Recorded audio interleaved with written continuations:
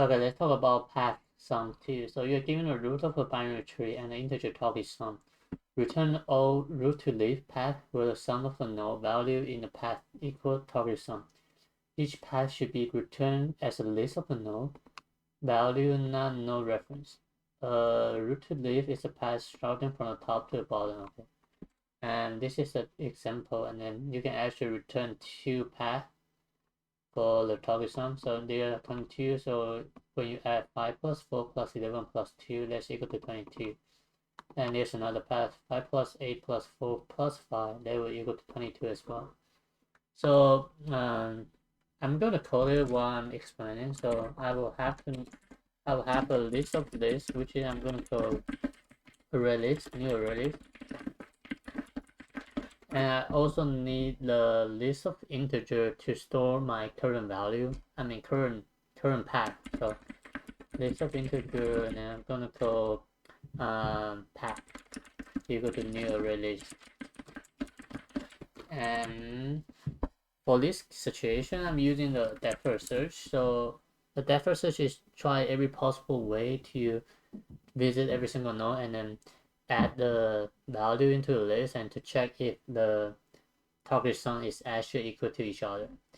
And I'm going to say probably void DFS, and then going for tree node, I'm going to say root, and I do have the target sum in target sum, and I'm just calling the DFS root target sum. I'm going to return my answer, which is this. So if root is equal to null, just return, you don't need to take care of it.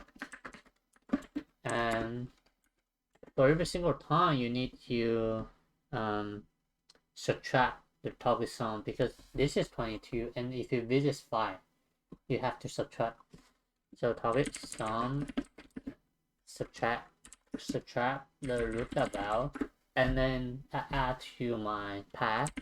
So path dot root value.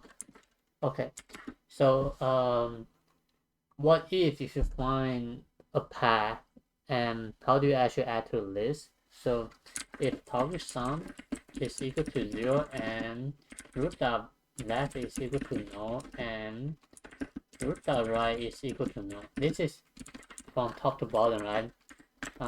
Which is root to leaf path. So you are going to add list dot add. I'm going to say new array list and add the path into it. Then I'll just return. Oh, should I return? No, I don't. And I will just keep going on the right and on the left and right subtree. So DFS, then root dot left, and target sum, and also root dot right, target sum. And I need to get rid of the a node which is not supposed to be in the list. So if you add 13 to the list, which is not possible, right? So you are going to delete it while you are backtracking. So I'm gonna say path remove. I'm going to remove the last one. That is definitely the last one, because you want to remove a value which is not possible to get equal to 0 for target sum, right? So you need to remove the last one every single time, not the first one. If you remove the first one, then this is not root to leaf path. So I'm gonna say list dot size. Oh, sorry, path dot size. So path dot size subtract by 1. This is indices problem. So why is path? Because we store every single node into a path, and you just add the path into a list when you find out the target sum is equal to 0 and you don't have children, and they just run a code and see what if I have an error. Yes, I do. So list integer,